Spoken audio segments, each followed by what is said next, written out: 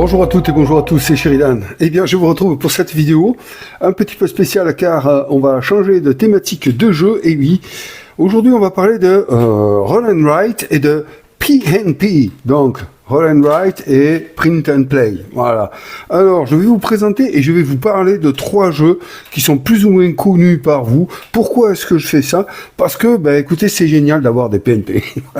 C'est ce que je trouve bon. Et la raison pour laquelle je vais vous en parler, c'est qu'en fait, c'est tout ce que vous voyez là, ce sont 3 jeux différents que l'on peut imprimer et auxquels on peut jouer uniquement avec. Si on a une plastifieuse, c'est tant mieux, on peut utiliser des feutres effaçables. Si on n'en a pas, avec un crayon puis on gomme. Enfin bref, on fait bien comme on veut. On imprime, on a des dés, on n'a même pas besoin de fiches de score car tout est contenu là-dessus. Et puis on peut jouer. Et ça, j'aime bien aussi cette simplicité-là. Je suis pas le seul à l'aimer, mais là j'avais envie de vous en parler parce que ça me fait plaisir et puis parce que j'y joue régulièrement et puis que j'ai envie de vous les présenter. Et puis vous allez voir, j'ai une petite idée et une suggestion à vous faire si ça vous intéresse. On en parlera après tout ceci. Alors, voilà, c'est 3 jeux différents. Ici, nous avons The Wirefeller Tale. Ça, ces 2 feuilles-là, bon, il y a plus de matos que ça. Il y a notamment un livret de règles qu'on peut s'imprimer ici, que j'ai imprimé, Wirefeller Tale. C'est un jeu qui a été en financement participatif en 2022, que j'ai payé 8 euros, je crois. 8 euros, où on a, la personne qui a fait le financement participatif a proposé ce jeu avec de très bonnes idées, de très bons moments à passer pour 8 ou 9 euros. Bim, j'ai eu le jeu, téléchargé, imprimé, et puis depuis, j'y joue régulièrement. En ce moment, là, à l'heure où je vous parle, eh bien, les créateurs de ce jeu, j'ai plus en tête, forcément, attendez, je vais vous dire ça. C'est créé par James Emerson, voilà, et illustré par Tristan Rossin. C'est ici. Voilà. Donc ils sont en campagne participative, figurez-vous, en ce moment même, sur Kickstarter, je crois, où ils remettent en vente ce jeu-là, mais seulement en version physique, c'est-à-dire en dur, voilà, avec la boîte, des plateaux double layer pour afficher des cubes là où il y a les emplacements, et quelques mécaniques de plus, avec des compagnons de plus, voilà, un petit plus. Voilà, bon, je vous en parle, la campagne va bientôt se finir, il y aura sans doute un let's play dessus, pour ceux qui veulent aller voir, ça peut être intéressant pour vous. Moi, personnellement, je vais pas y aller, puisque j'ai le print and play, et ça me suffit amplement. Voilà, donc ça, c'est un jeu dont je vais vous parler, qui est très complet, très complet, et qui a vraiment de bonnes idées à proposer. Ensuite, ici, on va parler du deuxième. Donc, alors celui-là, il est beaucoup plus connu, c'est Rolling Realm. Ça a été proposé par Jim Stegmaier lors du confinement. Donc, vous voyez, c'était en 2019, je crois. Waouh, ça fait loin. Qu'il a été proposé gracieusement. Il est toujours disponible, bien que Johnny Stegmaier l'ait sorti lui aussi en version physique, Rolling Realms. Il est toujours disponible en téléchargement gratuit, donc on peut se le télécharger quand on veut. Alors lui, il avait mis ça pour pas qu'on s'ennuie pendant le confinement et qu'on puisse jouer en ligne, et c'était excellent. J'ai passé d'énormes moments. En fait, il a rassemblé tous ces jeux qu'il a nommés en royaume, voilà, Tapestry, Between Two Cities, Euphoria, Sight, Wingspan, Between Two Castles, Charterstone, My Little Sight et Viticulture. Et il en a fait des petits royaumes appelés dans ce jeu-là, des petits modules dans lesquels on va pouvoir jouer et puis essayer, bien entendu, comme tous les roll and write, jeter les dés, cocher des cases en fonction de notre optimisation personnelle et arriver, bien sûr, à être le meilleur et à gagner la partie en ayant le plus de points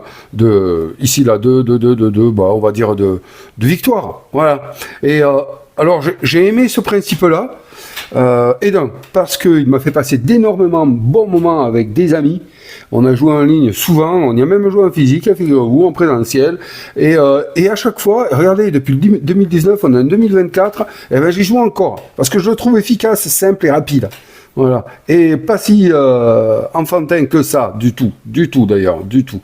Donc voilà, et l'un des avantages qu'il a, c'est que on peut mixer, on va jouer ce jeu en 3 manches et on a des royaumes différents. Là, on peut jouer ces 3 royaumes ensemble pour une manche, ceux-là pour la deuxième manche, ceux-là pour la troisième manche. Mais on peut également mettre celui-là pour la première manche, deuxième manche celui-là, et puis le reste celui-là pour la troisième manche. On peut mixer. Et ça, c'est excellent, ce principe-là. Voilà. En fonction de notre connaissance du jeu, on va préférer mixer tel ou tel royaume. Donc voilà, je vais vous en parler. C'est rapide, hein, vous allez voir, c'est très rapide. Et ensuite, le troisième, Pretend Play et Roll and Write, que je voulais vous présenter, c'est celui-ci. Alors celui-ci, peu de personnes le connaissent, c'est Mastech Duel, le Roll and Write. Alors ça s'était passé sur Coude, le forum Coude. C'est alors bien sûr, j'ai pas le nom du créateur. Il va me taper dessus. Je me rappelle plus, mais vous verrez, je vous le dirai tout à l'heure. Qui avait créé un jeu, un puzzle game, qui s'appelait Mastech. Mastech devait rentrer en campagne participative sur Kickstarter, et pour présenter ce jeu-là, il avait créé ce print and play, là, comme ça, et puis on avait été plusieurs à se motiver, à y jouer, voilà, on avait vraiment pas contribué, c'est faux, mais amener notre pierre à l'édifice en comment on peut dire, en montrant du doigt certaines choses qu'on ne comprenait pas. Enfin bref, on avait passé de super moments sur le forum en partageant nos scores, en jouant, tout ça. Puis la campagne a eu lieu, donc ça, c'est pas la campagne pour ce jeu-là, hein. Ça, c'était juste pour ramener le jeu, le puzzle game Mastech. La campagne a eu lieu, malheureusement, elle s'est pas très bien passée, le jeu n'a pas été financé, puis avec quelques-uns des membres du forum Coude, on avait décidé finalement de s'acheter le jeu, donc on avait fait une impression groupée, tout ça, puis on a le jeu. Donc le jeu, c'est autre chose que ça. Voilà, c'était pour vous situer un peu l'historique de ce Mastech Duel Roll and Write, qui est disponible encore actuellement gratuitement, donc il suffit d'aller récupérer les fichiers, d'imprimer. Donc là, ce que vous voyez là, c'est un arrangement que j'ai fait moi, hein. Il se présente pas comme ça, mais il est très bien présenté, c'est simplement que je voulais mettre un peu plus de texte, moi, sur le papier pour qu'on puisse bien comprendre. Donc celui-ci aussi est très très intéressant. Vous verrez qu'il a des mécaniques surprenantes et surtout il demande beaucoup d'anticipation par rapport à nos futures actions. Ce qu'ils ont en commun, ces 3 jeux, c'est que le jet de dés qui va décider de nos emplacements et de nos actions est commun à tous les joueurs. C'est-à-dire que pour chacun de ces jeux-là, hein, quand on joue à celui-ci, on fait un jet de dés et tous les joueurs se débrouillent avec le même jet de dés. C'est un peu, vous me direz, Sheridan, c'est un peu comme ça que ça marche, la Roll and Write, en général, oui, mais j'aime bien, moi, ça, j'aime bien. C'est ce qui permet de passer de très bons moments avec ces jeux-là. Et pour finir avec eux, c'est que, en fait, pourquoi je les ai choisis? Eh bien, c'est parce que ils ont tous, ils ne se ressemblent pas. Voilà. Ils ont tous les 3, chacun de leurs particularités, et ils ne se ressemblent absolument pas dans leur gameplay. Alors pour commencer, on va directement se lancer. Ce que je vais faire, c'est que je vais faire un tour avec vous pour expliquer les règles, et vous allez voir, après tout ça, je vais vous parler d'une idée, je vais vous proposer quelque chose. Donc la première chose à faire, non pas la première chose à faire, c'est qu'on va démarrer par Mastech. Voilà. Alors Mastech, c'est quoi le but du jeu? Le but du jeu dans Mastech, c'est de placer un maximum, on va aller direct au but, hein, c'est de placer un maximum de bâtiments ici, là, d'arriver à cocher un maximum de bâtiments en leur indiquant les plus hautes valeurs que l'on puisse mettre, pour ensuite les additionner ici, soustraire les points négatifs qu'on aurait mis là et donner le plus haut score. Par exemple, je mets 54, vous voyez, parce que j'anticipe, je suis sûr que je vais tourner autour de ce point-là, bien qu'on va pas faire la partie entière, je vais vous montrer le truc. Donc voilà, en gros, c'est ce qu'il faut faire à Mastech, d'accord? Optimiser ses placements sur cette map-là, pour pouvoir après additionner et avoir le plus gros score. Alors comment on fait? On commence. Le premier joueur, alors après le premier joueur on le désigne comme on en a bien envie, hein, ça y a pas de problème là-dessus. Le premier joueur va prendre 2 dés, il va lancer 2 dés. Ah, putain, ça commence bien. Voilà, mettons je lance 2, hein. Voilà, super. Tous les joueurs sur leur fiche vont inscrire le lancer de dés qui a été fait pour cette première manche. Vous avez vu qu'il y a 15 manches, hein, donc ça demande de jouer. Et à ce moment-là, une fois qu'on a effectué le lancer de dés en partie 1, on va passer en partie 2. C'est la sélection du bâtiment que l'on va vouloir faire. Comment est-ce qu'elle se passe? Comment ça se passe ce bâtiment? On va faire... on va prendre les 1 comme ça, et puis on va faire correspondre les points. Donc on va chercher 1 ici, bam. C'est un exemple en fait qui n'a pas beaucoup de solutions puisqu'il n'y a que 2 1. Donc là vous voyez que je ne peux sélectionner que ce 1 et que ce 1 ici. Donc là je n'ai pas le choix de choisir ce bâtiment, je suis obligé de prendre ce bâtiment. Donc, je prends ce bâtiment, je le coche. Voilà. Si éventuellement je n'avais pas pu ici sélectionner de bâtiment, eh bien, j'aurais mis un -1 ici. Voilà, sur cette coche-là, vous voyez qu'on a un maximum on a de la place pour mettre des -1. Les points négatifs se mettent ici en fin de partie. Voilà, mais là, en l'occurrence, j'ai pu le sélectionner. Donc, je vais sélectionner ce bâtiment. On voit que ce bâtiment est représenté ici. Donc là, c'est celui-ci que je vais construire en 4 ici. Voilà. Donc, première chose à faire, on jette les dés en 1 ici. Deuxième chose à faire, on choisit en fonction des coordonnées le bâtiment qu'on va devoir choisir. Alors, quand on a plusieurs choix, et c'est là qu'il devient intéressant, eh bien, ça va demander de se concentrer ici. Là, peut-être vous ne saisissez pas encore. Et ensuite ici, pour anticiper le bâtiment qu'on va choisir, car vous voyez ici, il y a des numéros. Là, par exemple, on va aller prendre cet exemple ici. On voit que ce bâtiment-là que j'ai sélectionné, je ne peux le construire que si je peux le poser à côté d'un bâtiment qui est ici, qui a le numéro 1, 2, 5 ou 6. Ça veut dire quoi concrètement? On va aller chercher ici l'image du bâtiment que je veux construire. C'est celui-ci, celui-ci et celui-ci. Voilà, il m'en manque un. Non, oui, il est là. Et on voit sur la grille que pour le construire, il faut que, par exemple, si je voulais le construire ici, il faut qu'il soit proche d'un bâtiment 6 et d'un bâtiment 1. Donc, par exemple, je pourrais décider ici de le construire à côté d'un bâtiment 1 et d'un bâtiment 6. Si je fais ça, si par exemple, je décidais de construire ce bâtiment que j'ai sélectionné, donc, qui est celui-là, à côté du bâtiment 1, eh bien, je ferai une croix ici, ce qui veut dire que je ne peux plus construire ce bâtiment-là à côté d'une case 1.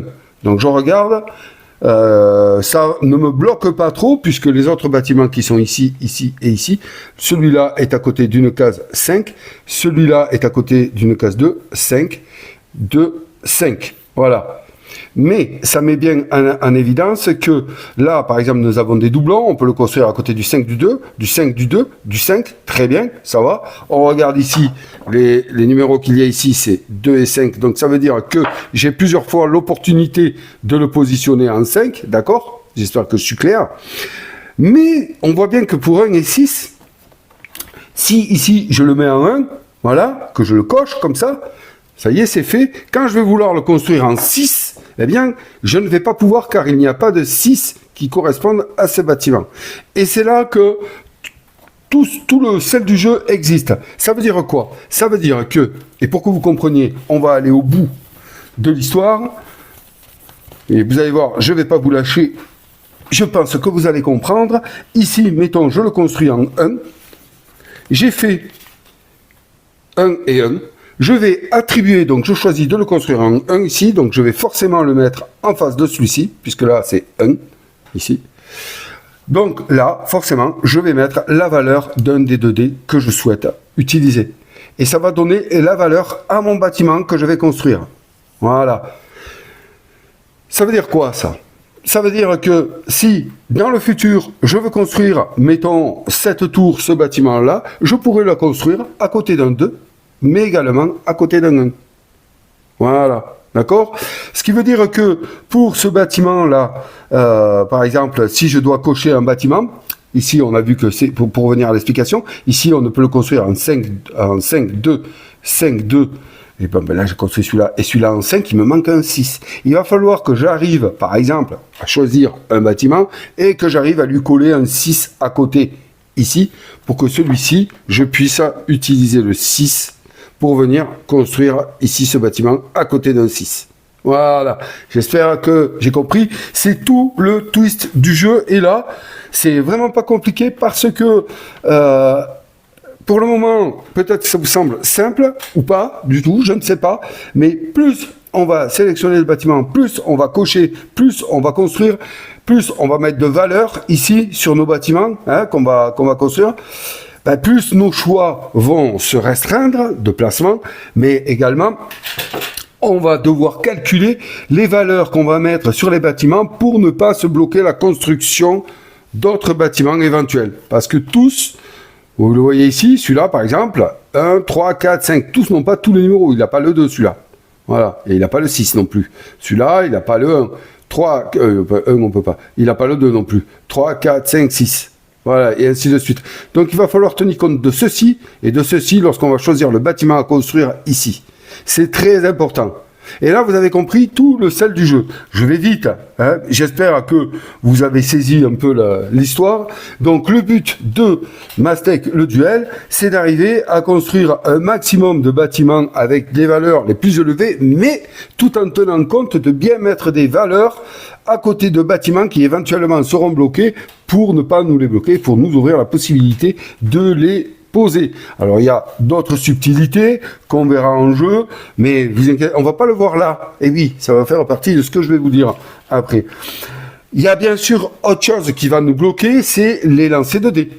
Hein, parce qu'il va arriver à un moment donné, quand on aura cerclé et pris pas mal de bâtiments ici, eh bien, où on va faire une coordonnée au dé, hein, par exemple 5-1, bon là je vais pouvoir, mais 5-1 c'est ici, je peux sélectionner celui-là, et je peux sélectionner celui-là, parce qu'on a le 5 ici, et le 1 ici, je peux sélectionner celui-là, mais il va arriver à un moment donné, où, mettons, ici, ces bâtiments ont été sélectionnés, eh ben, je ne peux pas sélectionner le bâtiment.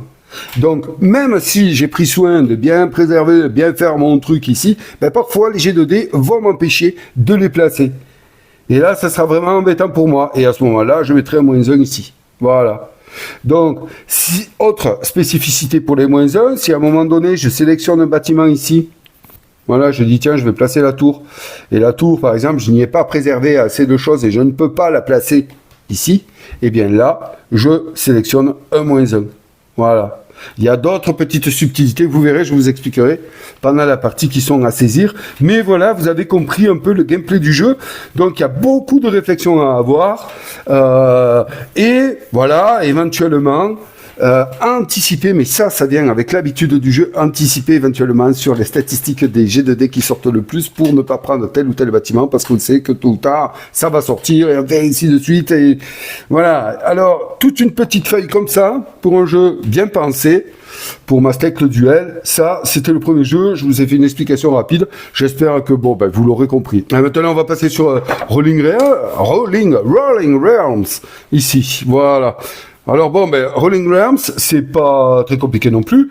On va, en début de partie, en fonction des joueurs, on va aller choisir les royaumes sur lesquels on veut jouer et les manches. Bon, par exemple, on va dire que Tapestry manche 1, Wingspan manche 1, Viticulture manche 1. Ça veut dire que on va jouer ces trois royaumes ensemble.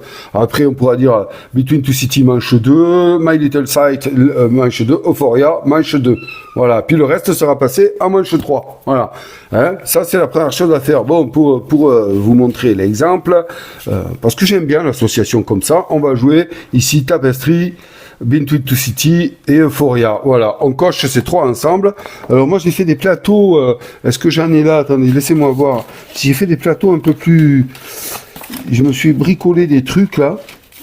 Alors, je suis en train de les chercher. Est-ce que je les ai? Eh non, malheureusement, je les ai pas. Ça m'aurait pas étonné, ça. Non, je les ai pas. Bon, c'est pas grave. C'était pour la lisibilité. En fait, j'ai grossi les trucs pour qu'on puisse les voir. Alors, c'est simple. Dans Tapestry, en fait, on va les jouer en 3 manches et 9 tours. Alors, vous avez un résumé ici de ce que je vais vous dire. Alors, à chaque manche, les joueurs choisissent collectivement 3 royaumes. C'est ce qu'on vient de faire. Et à chaque tour, un joueur lance 2 dés à 6 faces et tous les joueurs utilisent ces dés dans les 3 royaumes de la manche. Chaque dé ne peut être utilisé qu'une fois, chacun dans un royaume différent. Le joueur possédant le plus d'étoiles remporte la partie à la fin des 3 manches. Voilà, c'est pas compliqué. On a ici un emplacement pour mettre les jets de dés que l'on va faire par manche. Et ici, on a l'emplacement qui correspond pour cocher les ressources qui vont nous aider. Les citrouilles vont nous aider à modifier les dés de +1, -1. Voilà, donc, ok, avec un petit plus là, bon, ça, c'est à voir pendant qu'on joue. Les cœurs, eux, vont nous aider à jouer sur les doubles. Donc, sur un double, on va pouvoir réutiliser un dé qu'on a joué tout en gardant en tête que l'on ne peut activer un royaume qu'une seule fois par tour. Donc, j'active ce royaume, je veux réutiliser un dé avec des cœurs. Je peux pas aller là, ni là. Il faudra que je le mette ici. Voilà, par exemple. Et ensuite, ça nous permet de réutiliser des dés, mais sans avoir fait de double aussi, mais il va falloir dépenser pour cela plus de cœurs.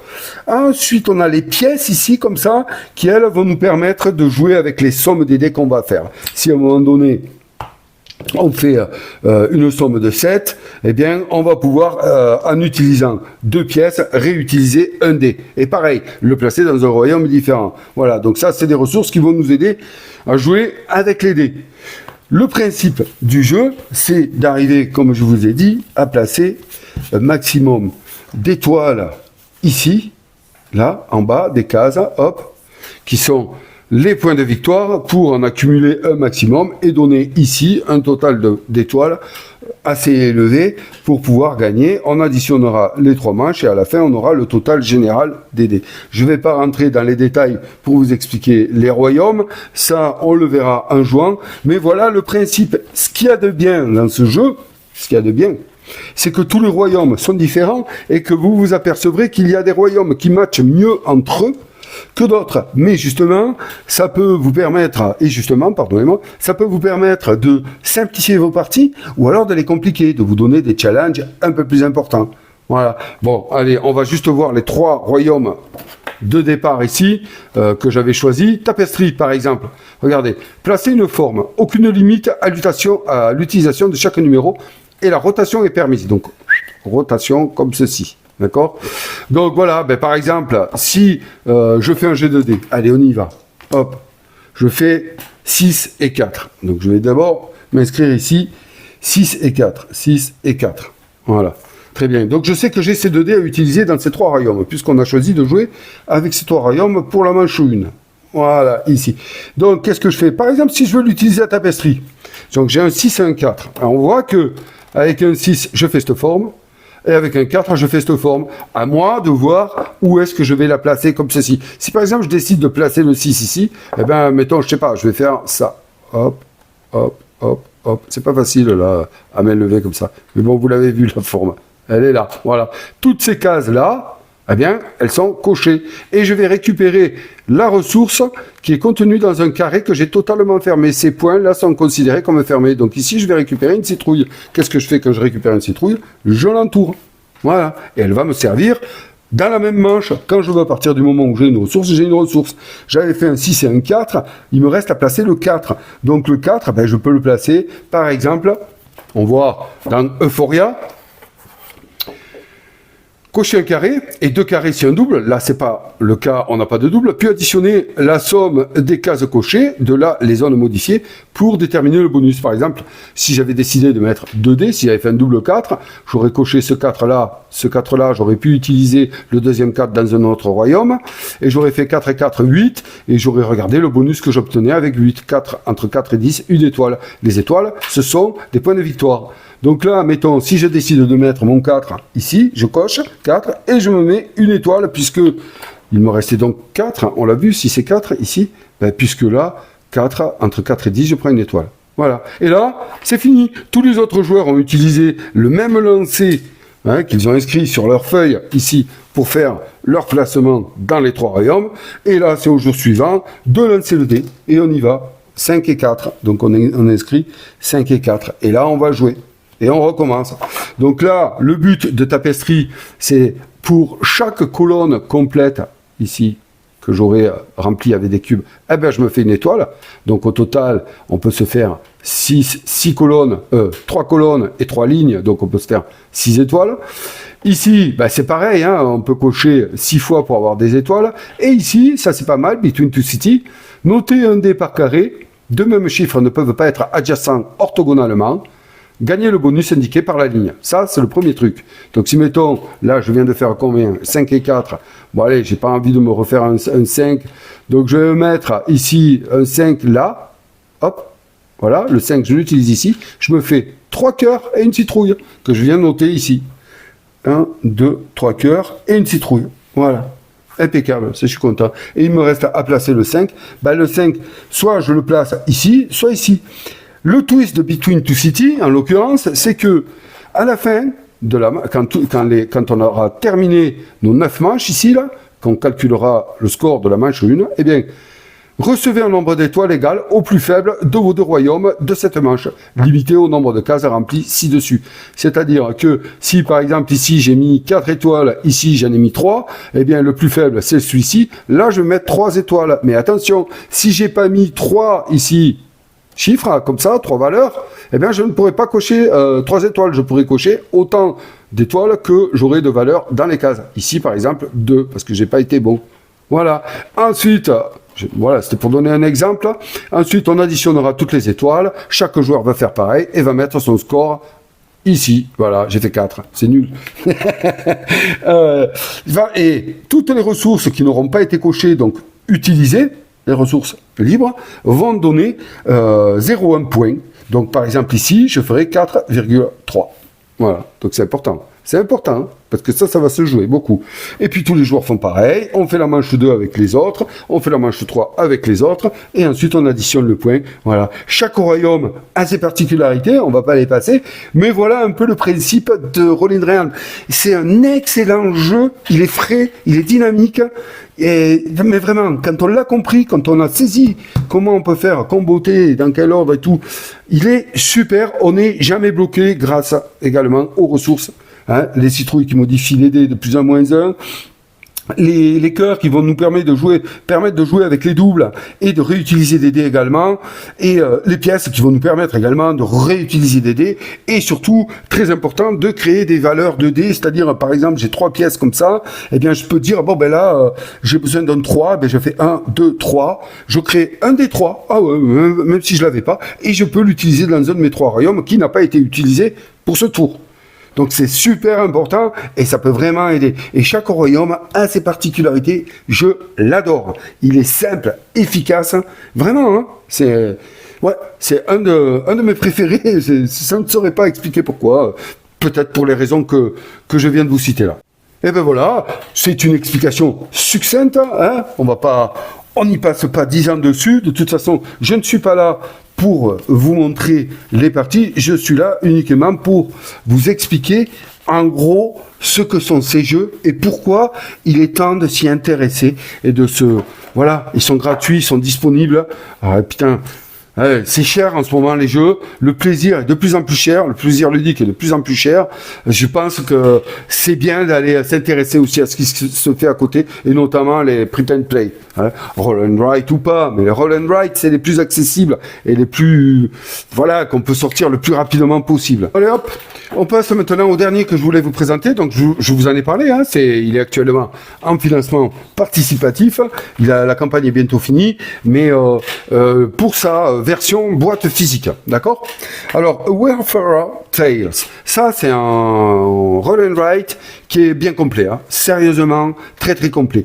Alors, je vais vous en faire une description rapide, mais croyez-moi, je ne vais pas pouvoir approfondir réellement tout ce qu'il contient. Donc, c'est quoi le but du jeu? En gros, le but du jeu, c'est toujours pareil, à la base, un joueur, donc il va y avoir là une notion de joueur actif. D'accord. Le premier joueur qui sera désigné comme on le souhaite va être le joueur actif. Et à ce moment-là, il va lancer 4 dés. Un dé rouge et 3 dés blancs. Le dé rouge, c'est appelé le dé du joueur actif. Les dés blancs, c'est des dés blancs. Donc, il va jeter ceci. Et, première chose à savoir, le dé rouge ne sera utilisable que par le joueur actif, puisque c'est le dé actif. Les autres joueurs ne pourront utiliser que les 3 autres. Voilà. Le but du jeu étant de prendre 2 dés et de faire une valeur. Voilà. Si par exemple je choisis de faire 5, 2, 3 et 2, eh bien moi je vais jouer avec 5 sur 100. Voilà. Les autres joueurs vont faire ce qu'ils veulent avec leurs cartes et leur objectif. Et voilà. Donc ça c'est le but. Ensuite, une fois que le tour est fini, le joueur actif change. À ce moment-là, si c'était moi le joueur actif précédent, eh bien l'autre joueur actif va jeter, moi je n'aurai le droit de jouer qu'avec ces 3 dés. Lui, il aura le droit de jouer avec les 4 dés. Et ainsi de suite. Ça, c'est le premier principe. D'accord? En gros, on va démarrer, on va jeter un dé. Bim, chaque joueur va jeter un dé et va se placer sur la map. Ici, nous avons la map 1, c'est la plus simple du jeu, c'est la première map pour apprendre à jouer, et croyez-moi, elle est déjà assez complexe. Donc, moi, je jette un dé, j'ai fait 5, ça veut dire quoi? Ça va me dire ma ville de départ. Ici, vous voyez, 5, 6, 3, 4, 1, 2, voilà. c'est ma fiche ici. Chaque joueur a sa propre carte et chaque joueur va jouer avec sa propre carte. Donc moi, par exemple, je démarre ici avec 5-6. Dans la ville 5-6, je la coche, elle m'appartient, ou je l'entoure, je fais ce que je veux, elle m'appartient. Et à ce moment-là, ici, vous avez un petit emplacement qui contient le nombre de villes qu'il y a sur la map. Je vais cocher une première croix. C'est important, pourquoi? Parce que la partie va s'arrêter lorsque un joueur va arriver à visiter toutes les villes et donc à cocher toutes les villes de la map. Ça ne veut pas dire que c'est lui qui va gagner, mais en tout cas, la partie va s'arrêter là. La deuxième façon qu'une partie a de s'arrêter à ce jeu, c'est également de faire des miss-rolls. Lorsqu'un joueur, et on les a ici, va cocher 3 cases miss-roll, comme ça, pam, pam, pam, la partie est finie pour tout le monde. Alors, il y a un twist ici qui permet... non, n'allons pas trop vite. Les miss-rolls, comment on les coche? Les miss-rolls, on les coche lorsqu'on a, avec un lancer de dés, l'impossibilité de faire quoi que ce soit. Voilà, d'avancer. Voilà, mais comment on avance? Je vais y venir. Mais là, c'est les bases. Donc, à ce moment-là, si un joueur a l'impossibilité d'avancer, sur sa fiche de compagnon qui est ici, un joueur a une fiche de compagnon et une fiche et une map, eh bien, il va cocher ceci. Si, à un moment donné, un joueur coche les 3, arrive à la 3e, on finit le tour et la partie s'arrête. Voilà. Alors, il y a un twist qui permet de faire arrêter la partie plus vite. C'est à partir du moment où on aura épuisé des compagnons. C'est quoi les compagnons? C'est ce qui va nous permettre de nous déplacer sur la map. Donc, je vous en dis pas plus, on va y venir rapidement tout à l'heure. Donc, si un compagnon a épuisé, si un joueur a épuisé 2 compagnons, il peut, lors de son tour, volontairement, décider de ne pas jouer ses dés et de mettre un miss-roll. Pourquoi il ferait ça? Parce que il voudrait éventuellement accélérer la fin de partie et parce qu'il se pense assez fort en point de victoire pour remporter la partie. Voilà. Donc, il aurait tendance à vouloir qu'elle s'arrête. Parce qu'il voit peut-être qu'un joueur peut le dépasser. Enfin bref, il y a plusieurs raisons, mais c'est vrai que ça marche. C'est une stratégie à faire. Donc voilà, on vient de choisir notre ville de départ. Impeccable. Alors, comment ça marche? Ouais, comment ça marche? Le joueur actif va jeter les dés. C'est moi le joueur actif. Ouais, c'est tout. Donc là, je possède ces 4 dés à jouer. Je vais faire, comme je vous l'ai expliqué, une somme, mais ça va me servir à quoi cette histoire? Je suis ici. On va aller voir, on va se rappeler déjà du but de la partie, comment la partie s'arrête. Eh ben, elle s'arrête lorsque toutes les villes qui sont... Alors, il y en a beaucoup, il y en a 11 là, je crois, sur celui-là. Donc, il y en a une ici, il y en a une ici, il y en a une ici, il y en a une ici, il y en a une ici, il y en a une là-bas, là-bas. Où est-ce qu'il y a? Là, là... et là-haut. Voilà. Donc, vous voyez qu'elles sont bien disséminées. Lorsque toutes les villes ont été rejointes, ralliées par un joueur, la partie s'arrête. Donc, en départ, et en fonction de la ville de départ qu'on a tiré au dé, il va falloir qu'on établisse une trajectoire pour essayer d'aller se rallier sur les villes. Mais comme vous le voyez, il y a plusieurs terrains. On a ici en vert clair les plaines, on a en vert un peu foncé les jungles, on a en marron, jaune là, les déserts, et on a en grisâtre comme ça les montagnes. Et les déplacements sur ces différents terrains, eh bien, vont nous être octroyés par nos compagnons, qui eux vont jouer avec les valeurs de dés qu'on va choisir. Exemple, nous avons ici la fiche des compagnons. Alors, nous avons ici le marin qui nous permet de nous déplacer sur les mers intérieures. On va dire éventuellement même les fleuves. Ici, symbolisons, voilà, un fleuve ici, puis un mini fleuve. Voilà. Donc, ce marin, c'est le seul à pouvoir nous permettre de nous déplacer sur les fleuves. Nous avons ici le cocher qui, lui, va nous permettre de nous déplacer sur les plaines et sur les montagnes. Intéressant. Nous avons le marchand qui va nous permettre de nous déplacer sur les déserts et sur les plaines, le guide qui va nous permettre de nous déplacer dans les jungles et dans les déserts, et enfin l'aventurier qui va nous permettre de nous déplacer sur les montagnes et dans les jungles.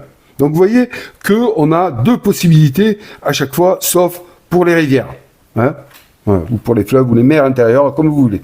Donc, le tout va être avec les valeurs qu'on a ici, la direction qu'on veut prendre, essayer de jouer avec cette valeur-là. On n'a pas de possibilité, attention, de modifier les dés à ce jeu.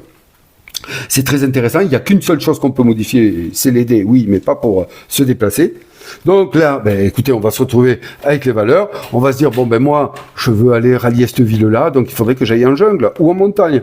Voilà, pour essayer d'y aller. Ou peut-être, en passant par le fleuve, me laisser descendre si j'arrive à faire des doubles. Hein, parce que chaque aventurier, comme ça, chaque compagnon a ses spécificités.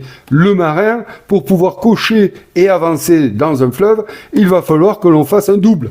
Donc là, si on regarde ici, je n'ai pas de double, je ne peux pas aller dans l'eau. Le cocher, lui, eh bien, il va falloir mettre une valeur ici. Donc la première, elle est tranquille, mais les suivantes devront être égales ou supérieures pour pouvoir avancer et s'en servir, bien entendu. Lui, celui-ci, le marchand, c'est peut-être un peu plus le plus compliqué à capter, mais bon. On a, vous voyez, on a des valeurs là, 3, 4, 5, 6, 8, 9, 10, 11. Si par exemple, j'ai un 5, que je veux me déplacer dans le désert ou la jungle, je peux utiliser le marchand. À ce moment-là, je viendrai cocher une des cases de la colonne des 5.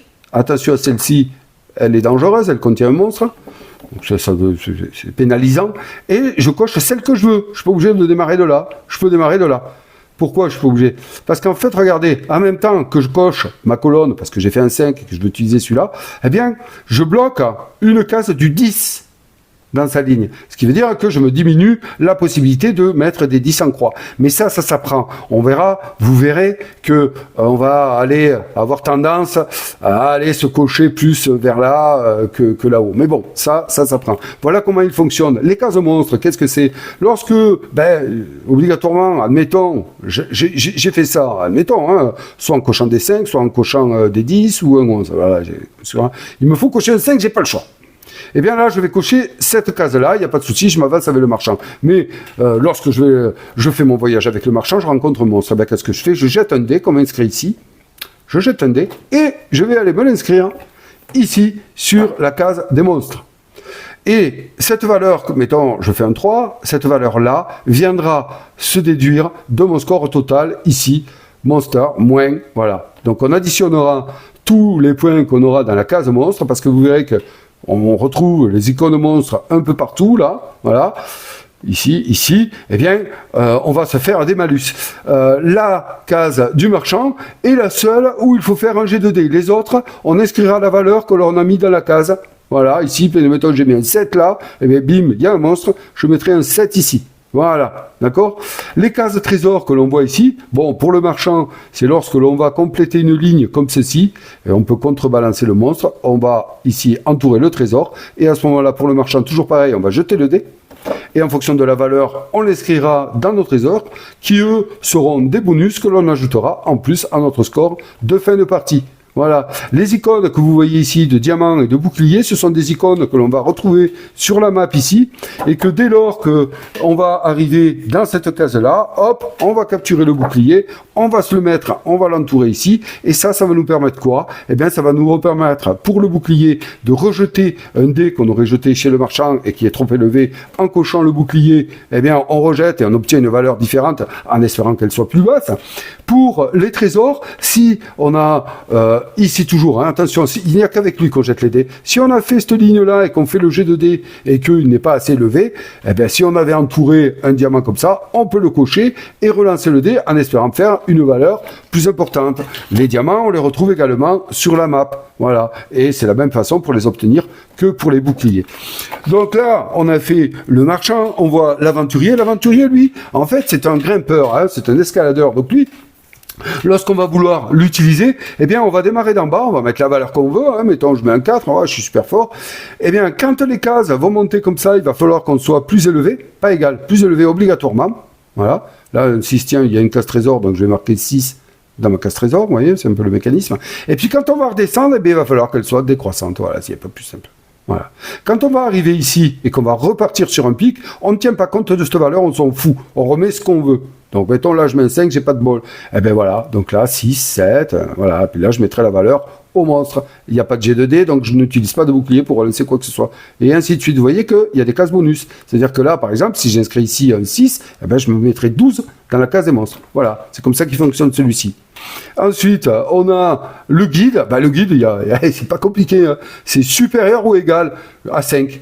Là, voilà. Eh ben là, je mets 5. Voilà, supérieur égal. Bim, je peux me déplacer dans le désert ou dans la jungle. Là, supérieur ou égal à 8. Ben, je mets 12. À 7, pardon. Ben, je mets 12 et ça marche. Et ainsi de suite. Donc là, on a intérêt à mettre une grosse valeur. Là, une faible valeur. Enfin, vous voyez. Voilà. En sachant que là, par exemple, pour le monstre, on ne peut pas faire moins de 7, hein, puisque c'est 7 ou plus. Et à chaque fois que je vais répondre à ces conditions, je vais pouvoir utiliser le guide. Il n'y a rien de plus simple que ceci. Voilà. Donc là, ben, écoutez, regardez, on va faire un petit exemple. Je suis ici, là, ici, je démarre là, moi. Bon, j'ai envie d'aller, je sais pas, je peux aller dans la jungle, dans la montagne, dans la prairie. Bon, ben là, voilà. Là, j'ai le choix. Donc, j'ai quoi comme valeur? Eh ben, regardez, je peux faire un 3. Et je vais aller, moi, j'ai envie de monter, j'ai pas envie de... Attendez, peut-être dans la jungle. Alors, qui c'est qui me permet d'aller dans la jungle? Eh bien, par exemple, l'aventurier ici. L'aventurier, il me permet d'aller dans la jungle. Et ça tombe très bien. J'ai fait un 3 ici, voilà. Donc là, je vais mettre 3. Hop, et qu'est-ce que je fais? Eh bien, directement, je fais une flèche ici, et bam, bam. Voilà. J'ai fait mon déplacement, c'est fini. Et puis maintenant, tous les joueurs ont joué, ont fait leur déplacement. Hop, joueur actif qui change, il rejette les dés. Voilà, moi j'ai droit qu'à cela. Et on va recommencer. Et on va essayer d'aller utiliser au mieux, en tenant compte de tout ce que je viens de vous expliquer, nos explorateurs, nos compagnons, pour avancer. On va cocher et on va avancer. On va se déplacer sur la map pour essayer de rallier des villes, pour essayer de rallier des diamants. Et de récupérer là, notamment sur cette map-là, il y a un bonus qui est intéressant, c'est la collection bonus. Alors le premier joueur qui rallie 2 villes dans le désert, il se fait 5 points, 3 villes dans la prairie, il se fait 6 points, 3 villes dans la jungle, il se fait 7 points, 3 villes dans la montagne, il se fait 8 points. Le joueur, sur sa map, il arrive, il dit hop, je viens de faire à la 3e ville. S'il y a un autre joueur qui le fait en même temps que lui, c'est pas grave, les deux gagnent le bonus. Voilà. Mais à partir du moment où le bonus a été gagné, eh ben, pim, il est fini, plus aucun joueur ne va pouvoir le faire plus tard. Voilà. Donc, il y a aussi ce calcul sur cette map. Chaque map vient avec des twists particuliers, amène des façons de jouer particulières qui viennent se rajouter, bien entendu, au but final, c'est-à-dire la partie s'arrête quand un joueur a rallié toutes les villes ou quand un joueur a fait 3 mistrolls ici. Voilà, d'accord. Et ensuite, on va venir scorer le point. Alors là, Total Town, 5 points par ville qui ont été ralliés. Peu importe, ralliés. J'en ai fait 6 x 5, 30. Je mets 30. Longest route, c'est en français. 3 points par ville sur la route. Donc c'est quoi? Ben, c'est, moi, une route ininterrompue. Quand je démarre une route, je mets un trait comme ça. Moi, c'est comme ça que je le fais. Hein. Et je démarre. Bam, bam, bam. Hop, important. À ce jeu, on ne peut pas faire demi-tour.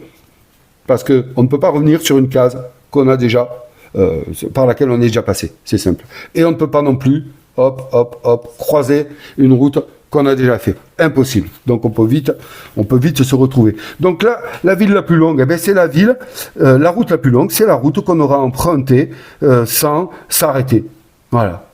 Donc là, vous voyez que là, j'ai fait le couillon. Je suis arrivé ici, mince, voilà. Alors, je peux très bien repartir là, mais là, je serai coincé, puisque je ne peux pas croiser, je ne peux pas faire demi-tour. Je serai obligé de repartir d'où? Eh bien, d'une ville que j'ai déjà visitée. Donc, celle-là, c'est impossible, parce que là, je vais recroiser une route. Donc, je serai obligé de repartir de là ou de là. Et là, je repars ma route. La ville la plus longue, la route la plus longue, c'est la route qui est discontinue. Donc là, vous avez compris qu'il n'a pas, ça, qui va se suivre. Et on va compter le nombre de villes qu'on a reliées dans cette route. Et chaque ville va nous donner 3 points. Donc on va les marquer. On va rajouter les trésors et on va déduire les monstres. Et on aura le total de la partie. Celui qui a le plus de points gagne la partie. Voilà. Donc je vous ai fait une explication rapide, hein, je vous garantis. Hein. Ça, c'est du Fast and Furious, you know.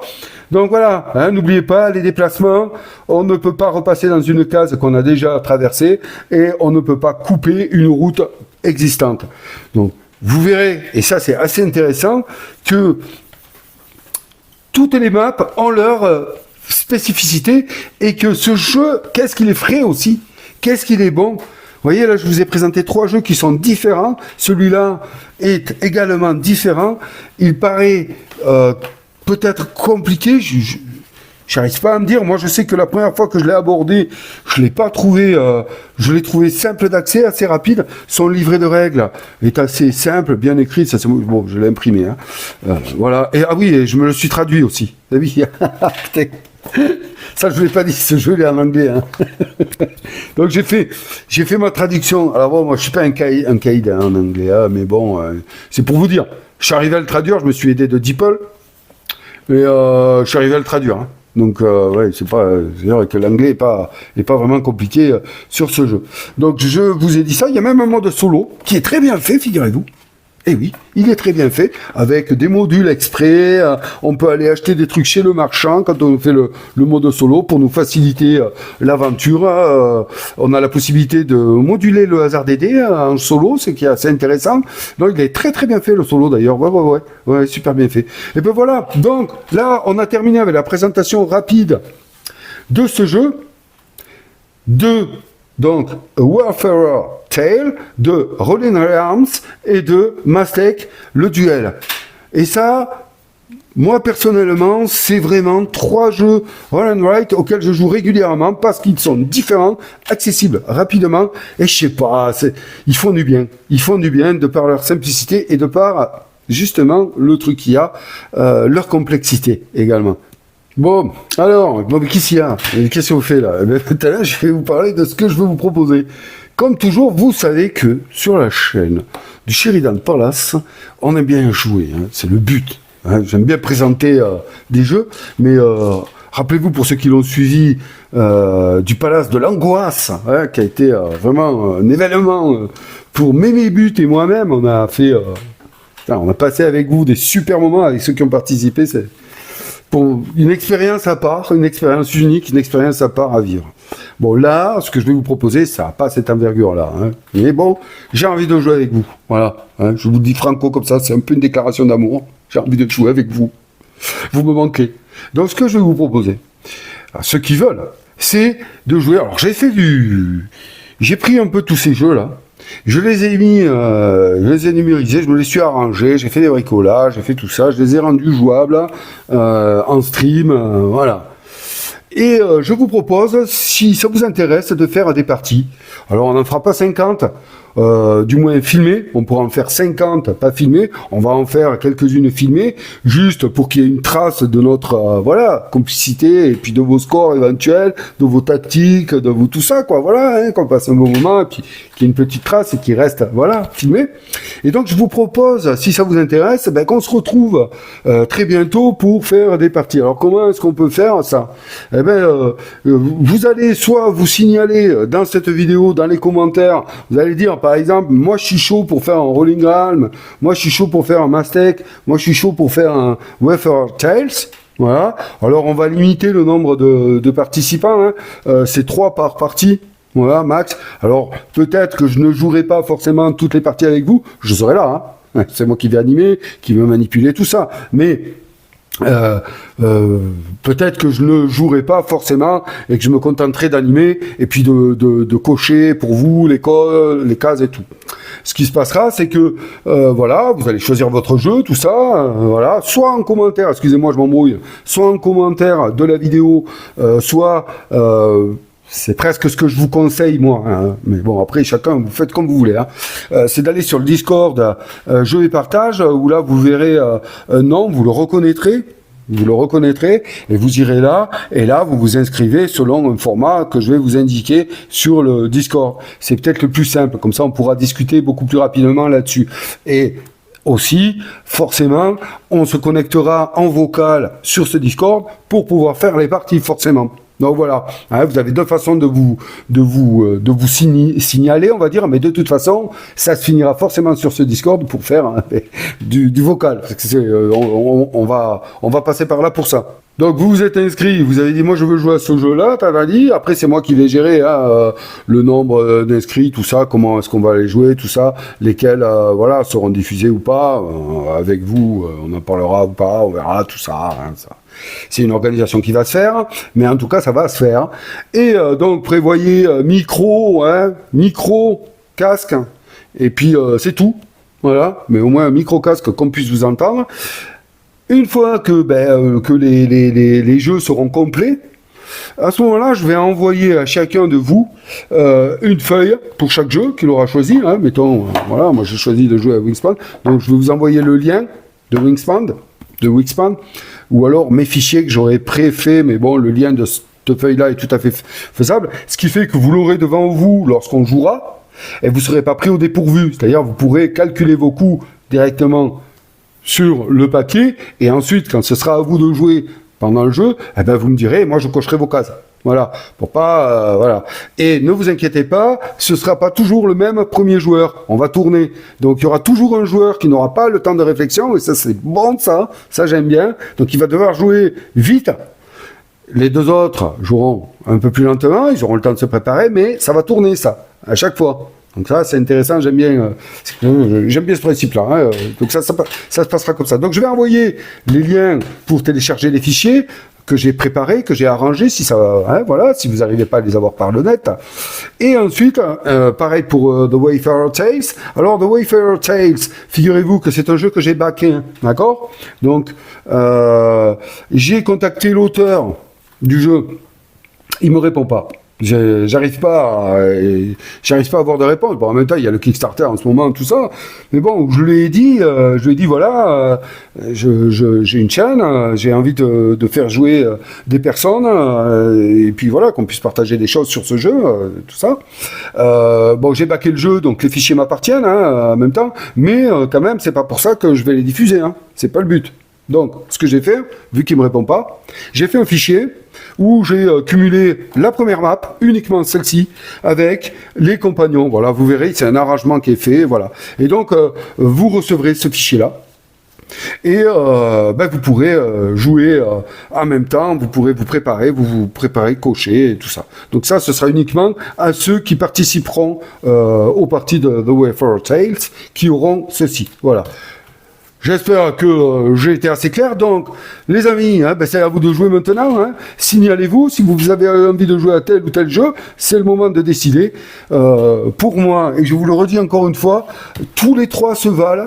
Voilà, on peut passer de très bons moments sur celui-ci ou sur celui-ci. Vous verrez que c'est des casse-têtes, chacun dans leur style.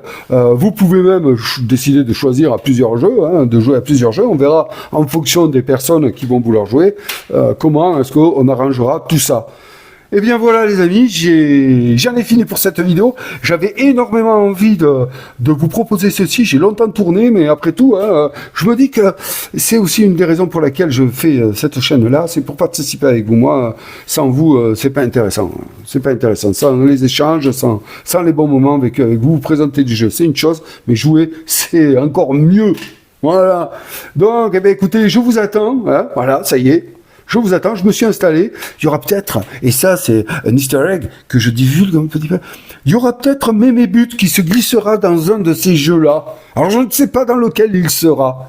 Mais s'il y en a qui veulent aller se confronter au grand narrateur, et attention, c'est un esprit vif, et ça, vous allez le découvrir. Petite note d'ailleurs de sa part, ceux qui veulent le confronter, prévoyez du cognac. Ça, c'est juste un aparté qu'il m'a dit de vous confier. Donc, il y aura peut-être Mémébut qui traîne là dans un de ces jeux-là.